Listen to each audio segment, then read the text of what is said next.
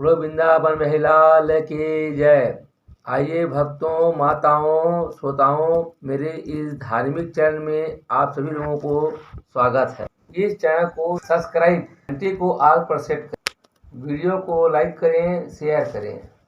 आइए भक्तों, माताओं, हे भक्तों, चैत मास कृष्ण पक्ष की पाप मोचनी एकादशी महात्मा कथा को श्रवण करते हैं। बोलो वृंदावन बिहारी लाल की जय।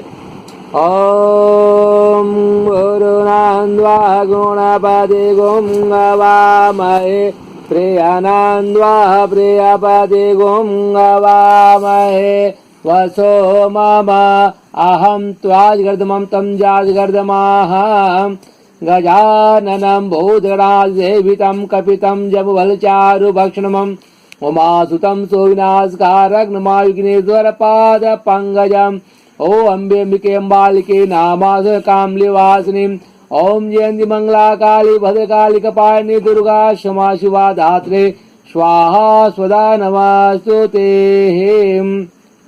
गुरुर्ब्रह्मा गुरुर्विष्णु गुरुदेव महेश्वरा गुरु साक्षात् परब्रह्म तस्मै श्री गुरुवे नमः। मूकं करोति वाचालं पंगुलं लंघते गिरिं यतिवादं वन्दे परमानन्दसे माधवम्। श्री रामाय रामचंद्राय राम भद्राय जगजे रघुनाथाय नाथाय सीताय पते नमो नमः। नीलाम्बुज श्यामल कोमलांगम सीता समारुजबाहुं भागम पाणो महाचाव चाव चापम नमामि रामं रघुवंशनाथम्। अतुलित बलधामं हेमशैलाब्धिं तनुजं ज्ञानिनां गगनं सकल गुणधानवाणां जातं नमामि। भगवान विष्णु मंगलम गरुड़ध्वज मंगलम पुंडरीकाक्षाय मंगलाय तनो हरेः। कर्पूर गौरम करुणावतारम संसारसारम भुजेन्द्रहारम सदा वसन्तं हृदयारविन्दे भवं भवानी सहितं नमामि। शान्तं गारं भुजगशयनं पद्मनाभं सुरेश्वरं वैश्वाधारं गगनसदृशं मेघवर्णं शुभांगं लक्ष्मीकान्तं कमलनयनं योगिध्यानगम्यं वन्दे विष्णु भवभयहरणं सर्वलोकेशनाथं। पापोऽहं पापकर्महं पापात्मा पापसंभवः त्राहि मां पुंडरीकाक्षर पापहरो भवः। मंत्रहीनं क्रियाहीनं भक्तिहीनं जनार्दनं यत्पूज्यं मया देव परिपूर्ण ददस्तु मे। बोलो वृंदावन बिहारी लाल की जय। इस प्रकार नैमिषारण्य नामक क्षेत्र में 88,000 संसाधु वैष्णव ब्राह्मण विराजमान होकर के शौनक आदि वैष्णव जन के द्वारा जो दोनों हाथ जोड़कर पूर्वक प्रार्थना का निवेदन करने लगे। हे व्यास महाराज के परम शिष्य तो जी वैष्णवोत्तम महाराज, हमें जो है कहते हैं चैत्र मास की इस पक्ष की पाप मोचनी एकादशी महात्मा महिमा को आगे पा करके बतलाइए।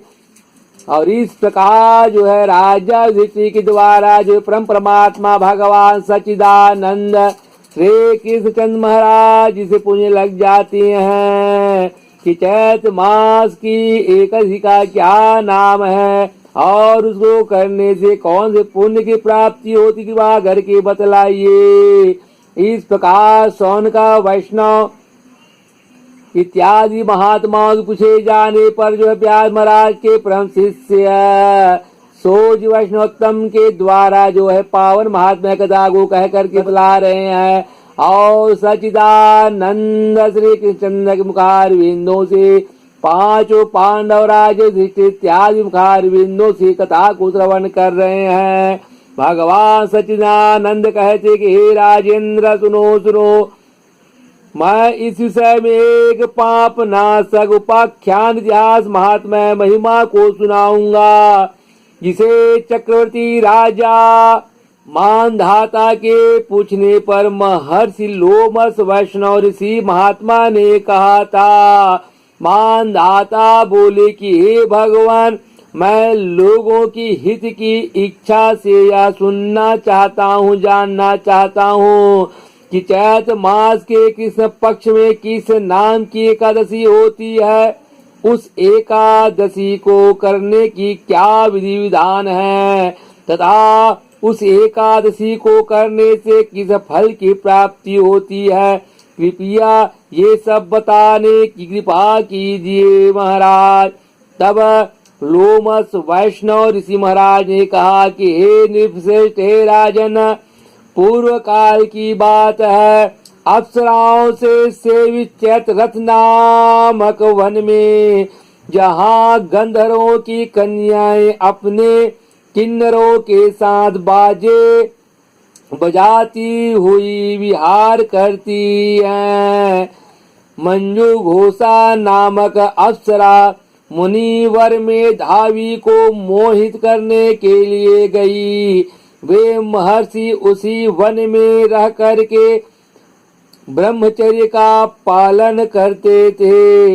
मंजू घोषा अप्सरा ने मुनि के भय से आश्रम से एक को दूर ही ठहर गई, रुक गई और सुंदर ढंग से वीणा बजाती हुई मधुर मधुर गीत गाने लग गई। मुनि सेठ मेधावी घूमते हुए उधर जा निकले और उस सुंदरी अप्सरा को इस प्रकार गान करते देख सेना सहित कामदेव से परास्त होकर के बरबस मोह के वशीभूत हो गए। मुनि की ऐसी अवस्था देख मंजू घोषा अप्सरा उनके समीप चली आई और वीणा नीचे रख करके उनका आलिंगन करने लग गई। मेधावी भी उसके साथ रमण करने लगे। काम वश रमण करते हुए उन्हें रात और दिन का भी भान न रहा, समय का ध्यान न रहा। इस प्रकार मुनि जनोचित सदाचार का लोप करके अप्सरा के साथ रमण करते उन्हें बहुत दिन व्यतीत हो गए। मंजू घोषा अप्सरा देवलोक में जाने को तैयार हुई। जाते समय उसने मुनि श्रेष्ठ मेधावी से कहा कि हे महाराज, अब मुझे अपने देश जाने की आज्ञा दीजिए। महाराज मेधावी महाराज ऋषि बोले कि हे देवी, जब तक सवेरे की संध्या ना हो जाए तब तक मेरे ही पास ठहरो, रुको। अप्सरा ने कहा, हे महाराज, अब तक ना जाने कितनी संध्या चली गई, मुझ पर कृपा करके बीते हुए समय का विचार तो कीजिए। महाराज लोमस ऋषि मुनि महाराज कहते हैं कि हे राजन, अप्सरा की बात सुनकर के मेधावी के नेत्राश्चर्य से चकित हो उठे। उस समय उन्होंने बीते हुए समय का हिसाब लगाया तो मालूम हुआ कि उसके साथ रहते 57 वर्ष व्यतीत हो गए। उसे अपनी तपस्या का विनाश करने वाली जान करके मुनि को उस पर बड़ा क्रोध हुआ। उन्होंने श्राप देते हुए कहा कि हे पापिनी, तू पिचासी हो जा। मुनि के श्राप से दग्ध दुखित होकर वह विनय से नतमस्तक हो बोली कि हे महाराज, मेरे श्राप का उद्धार कीजिए। 7 वाक्य बोलने या 7 पद साथ चलने मात्र से ही सत्पुरुषों के साथ मैत्री हो जाती है, मित्रता हो जाती है। हे महाराज, मैंने तो आपके साथ अनेक वर्ष व्यतीत किए हैं, अतः हे स्वामी, मुझ पर कृपा कीजिए, दया कीजिए। महाराज मुनि बोले कि हे भद्रे, मेरी बात सुनो। यह श्राप से उद्धार करने वाली क्या करूं? उद्धार करने वाली है, क्या करूं? तुमने मेरी बहुत बड़ी तपस्या को नष्ट कर डाली है, समाप्त कर डाली है। चैत्र मास तीस पक्ष में जो शुभ एकादशी आती है उसका नाम पाप मोचनी है। वह पाप मोचनी एकादशी सब पापों का क्षय करने वाली है, समाप्त करने वाली है। हे सुंदरी, उसी पाप मोचनी नामक एकादशी का व्रत करने पर तुम्हारा पिचासता दूर हो जाएगी, समाप्त हो जाएगी। ऐसा कह करके मेधावी मुनि महाराज अपने पिता मुनिवर च्यवन के आश्रम पर चले आए। उन्हें आया देख च्यवन ऋषि महाराज ने पूछा कि हे बेटा, यह क्या किया, यह क्या किया? तुमने तो अपने पुण्य का नाश कर डाला। मेधावी मुनि महाराज बोले कि हे पिताजी, मैंने अप्सरा के साथ रमण करने का पातक किया है। कोई ऐसा प्रायश्चित बताइए जिससे पाप का नाश हो जाए। च्यवन ऋषि महाराज ने कहा कि हे बेटा, चैत्र कृष्ण पक्ष में जो पाप मोचनी एकादशी होती है, उस एकादशी का व्रत करने पर पाप राशि का विनाश हो जाएगा, दूर हो जाएगा। पिता का यह कथन, इस बात को सुनकर के मेधावी मुनि महाराज ने उस पाप मोचनी नामक एकादशी व्रत का जो है अनुष्ठान किया है, पालन किया। इससे उनका पाप नष्ट हो गया और वे पुनः तपस्या से परिपूर्ण हो गए।